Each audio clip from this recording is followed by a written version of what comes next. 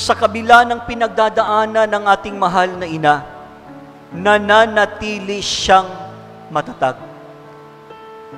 Hindi nawala sa kanya ang pag-asa.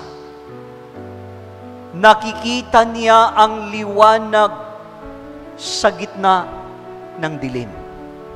Sana po, sa ating pagpapatuloy ng ating paglalakbay, gaano man kadami ang mga problema, mga pagsubok na ating mararanasan sa buhay, gaano man kabigat ang mga pasanin na ating dinadala sa bawat araw, sana'y huwag tayong sumuko.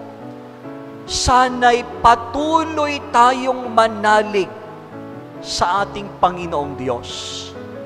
Kung saan-saan naghahanap ang ating mahal na ina sa batang Jesus for 3 days, doon lamang nila natatagpuan ang kanilang hinahanap sa templo, sa bahay ng Diyos.